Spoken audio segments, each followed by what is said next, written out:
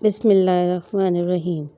حضور پاک صلی اللہ علیہ وآلہ وسلم کے دنیا میں ظہور سے 1000 سال بیشتر یمن کا بادشاہ طبع خمیری تھا۔ ایک مرتبہ وہ اپنی سلطنت کے دورے کو نکلا۔ 12,000 عالم، حکیم اور 1,32,000 سوار، 1,13,000 پیادہ اپنے ہمراہ لیے ہوئے اس شان سے نکلا کہ جہاں بھی پہنچتا اس کی شان و شوکت شاہی دیکھ کر مخلوق خدا چاروں طرف نظارے کو جمع ہو جاتی۔ یہ بادشاہ جب دورہ کرتا ہوا مکہ معظمہ پہنچا تو اہل مکہ سے کوئی اسے دیکھنے نہ آیا۔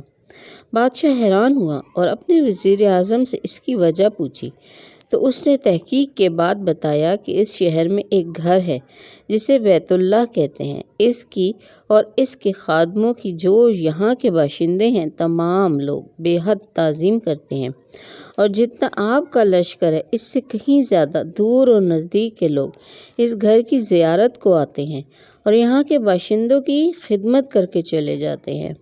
پھر آپ کا لشکر ان کے خیال میں کیوں آئے؟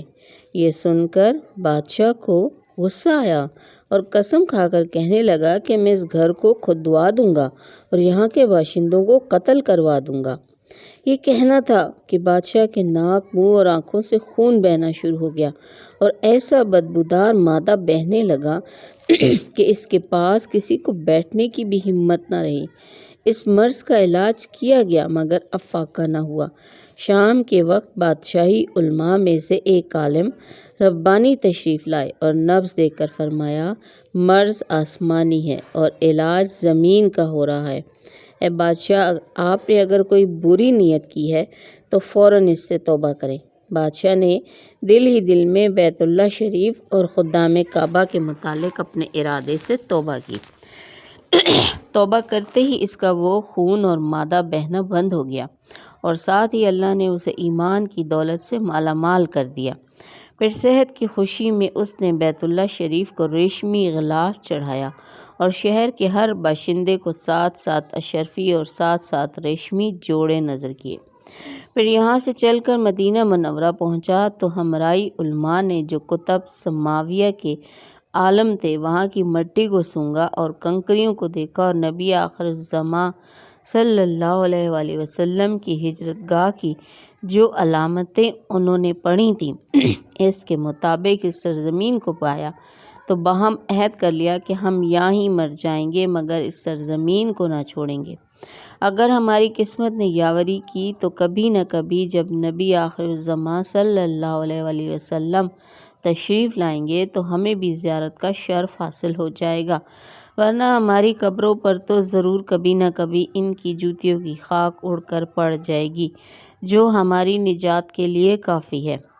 یہ سن کر طبع خمیری نے ان عالموں کے واسطے 400 مکان بنوائے اور اس بڑے عالم ربانی کے مکان کے پاس حضور پاک کی خاطر ایک 2 منزلہ عمدہ مکان تعمیر کروایا اور وصیت کر دی کہ جب آپ صلی اللہ علیہ وآلہ وسلم تشریف لائیں تو یہ مکان آپ کی آرام گاہ ہو، اور ان 400 علماء کی کافی مالی امداد بھی کی اور کہا کہ تم ہمیشہ یہیں رہو، اور پھر اس بڑے عالم ربانی کو ایک خط لکھ دیا اور کہا کہ میرا یہ خط نبی اور آخر الزماں صلی اللہ علیہ وآلہ وسلم کی خدمت اقدس میں پیش کر دینا۔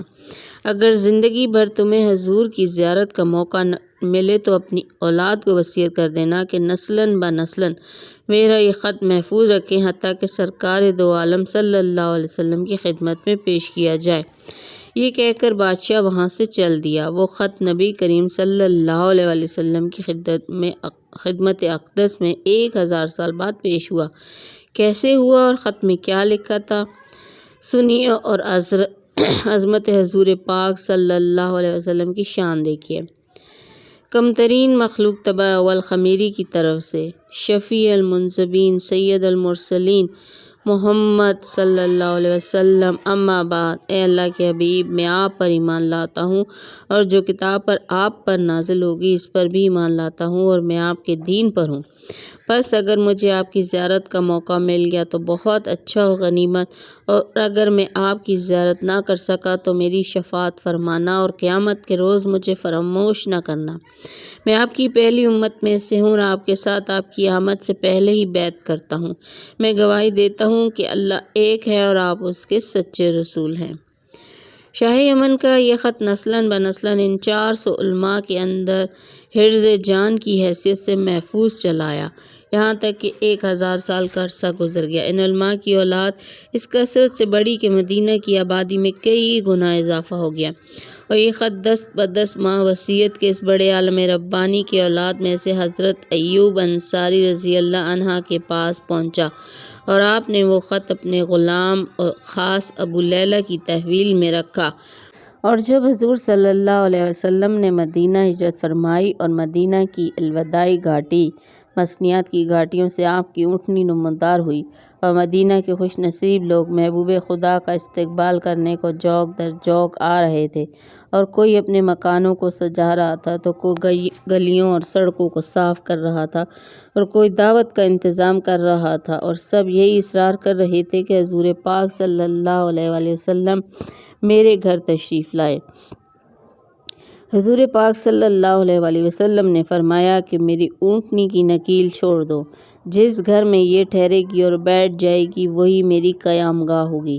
چنانچہ جب 2 منزلہ مکان شاہ یمن طبع خمیری نے حضور کی خاطر بنوایا تھا، وہ اس وقت حضرت ایوب انصاری رضی اللہ کی تحویل میں تھا۔ اسی میں حضور پاک صلی اللہ علیہ وسلم کی اونٹنی جا کر ٹھہر گئی۔ لوگوں نے ابو لیلہ کو بھیجا کہ جاؤ حضور کو شاہ یمن کا خط دے آؤ۔ جب ابو لیلہ حاضر ہوا تو حضور پاک نے اسے دیکھتے ہی فرمایا، تو ابو لیلہ ہے؟ یہ سن کر ابو لیلہ حیران ہو گیا۔ حضور نے فرمایا، میں محمد رسول اللہ ہوں۔ شاہ یمن کا جو خط تمہارے پاس ہے لاؤ، وہ مجھے دو۔